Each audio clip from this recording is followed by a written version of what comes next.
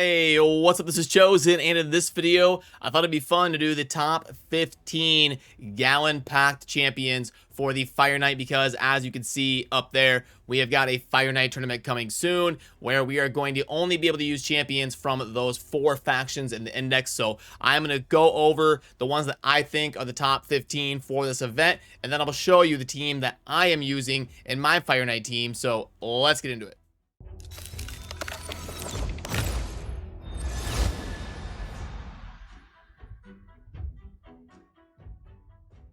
And as we dive into number 15 here, I just want to let you know that down below there is a link to get yourself some 30% off G Fuel as of right now. Massive discount, 30% off with promo code CHOSEN.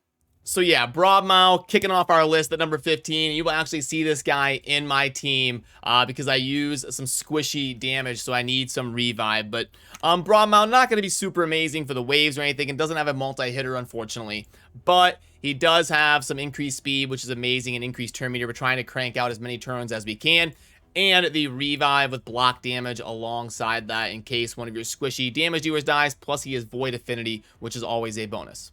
Then at number 14, Brackus the Shifter. Now again, unfortunate that has a single hit A1, but this A2, 6 times. We have to get multi-hitters out there against that Fire Knight shield to get it down as fast as possible, and this ability is insane. Also places a weaken for 3 turns, which is an eternity in the Fire Knight fight. And he's got his own heals here, his own kind of lifesteal built into that.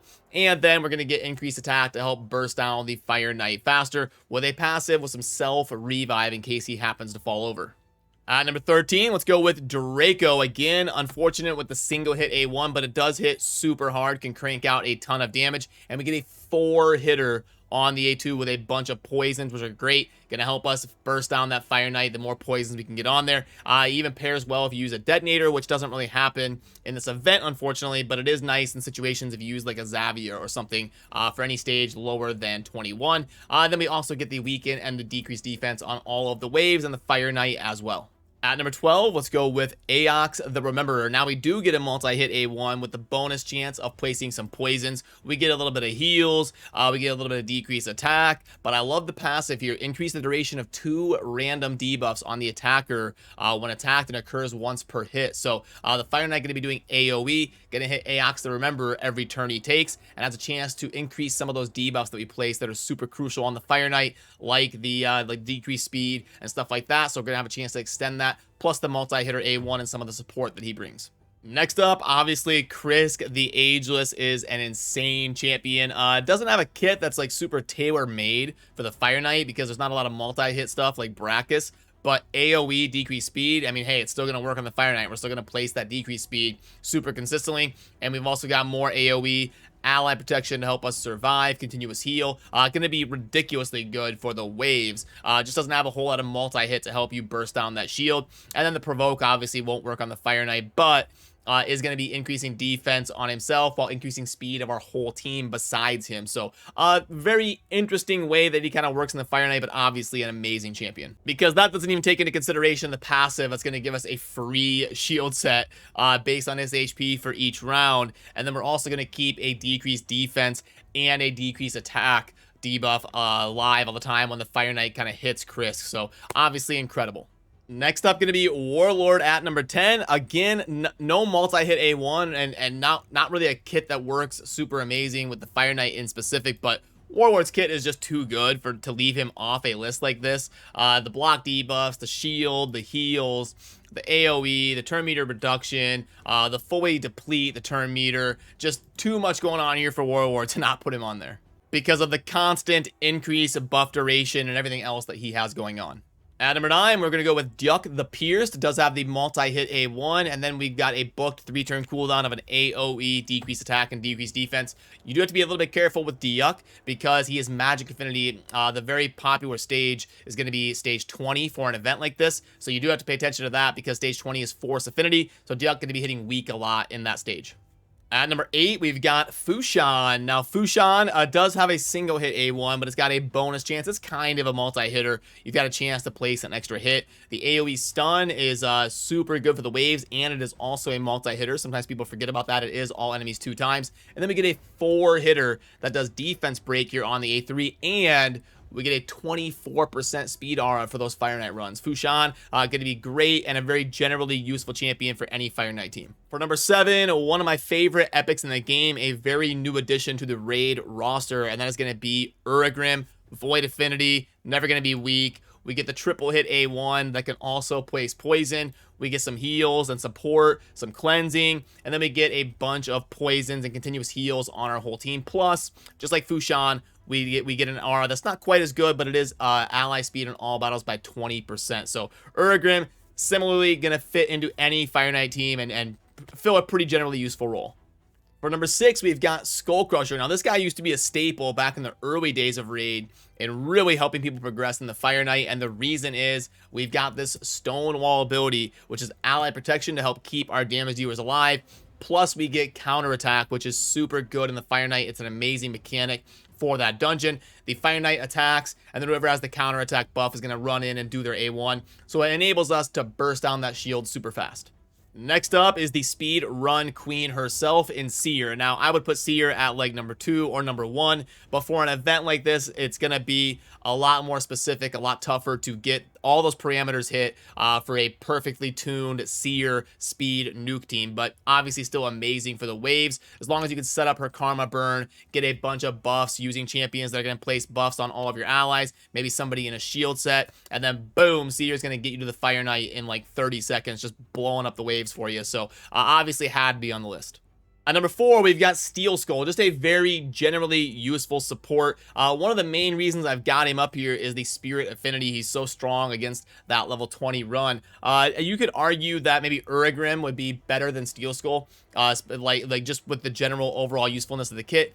So that can go, I can go either way on that. I could be convinced, but he does have the multi-hit A1 that's also going to place the poisons, and we get lots of support from this guy. So lots of heals, cleanse, just like Uragrim, but we're also going to get that super rare increased defense buff for 2 turns. I love that because it's not very often you can get that full AoE increased defense, especially in these factions. So it's just going to make progression in the Fire Knight that much easier, and it's a really insane buff to have up for the waves and the boss to take a lot less damage, and with all the healing he brings and the amazing base speed of 111, super solid in almost any Fire Knight team.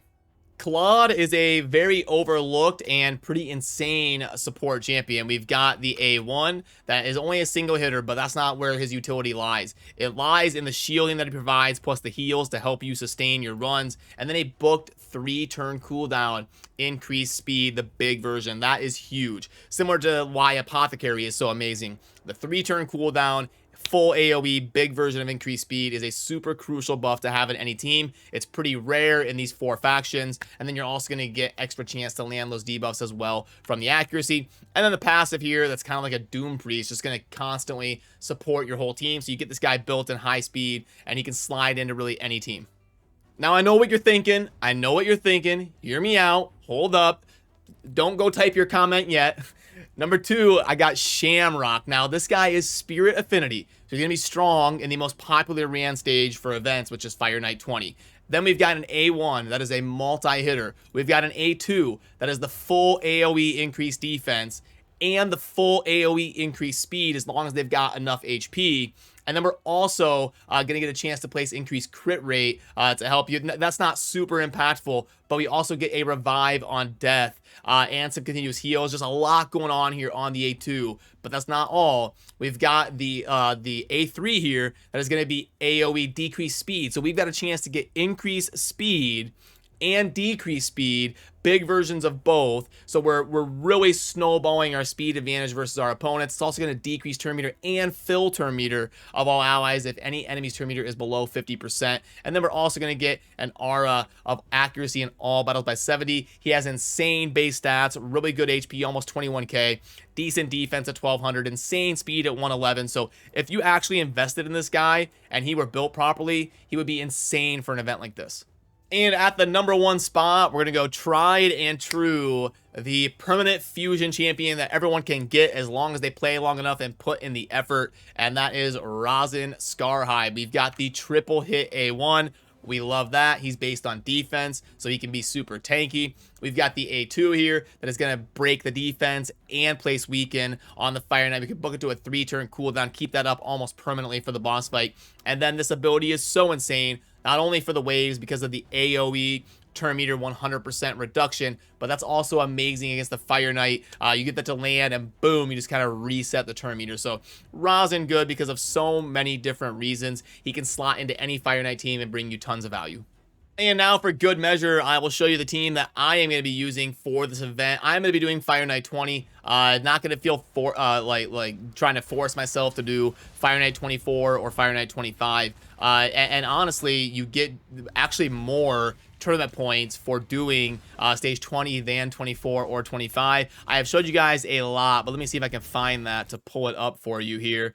So if I can find it while I'm live, right there. So okay, right here you can see tournament and event points. So this is going to be a tournament. You're actually getting more points on stage 20 than 24 or 25. So I say that a lot in videos like this, but just a quick refresher course that you actually don't have to feel bad about doing like stage 20 instead of stage 25. But yeah, this is the team that I'm going with. Right here you've got the Draco on the far right, Broadmouth for the speed buffs, and in case anybody dies, I can go ahead and pick them up. Uragrim for the aura, the speed, the triple hitters, and everything that he brings. Super amazing champion, one of my favorite epics. Steel Skull next to him, just to bring me more support and that triple hit A1. And then Razen you see there for the amazing debuffs that he brings and the triple hit A1. Now, I think this team is usually about 3 minutes long or so. It's hard. I tried building like a seer team. I couldn't make it work without like really taking the time to move gear around, and this was something I could lazily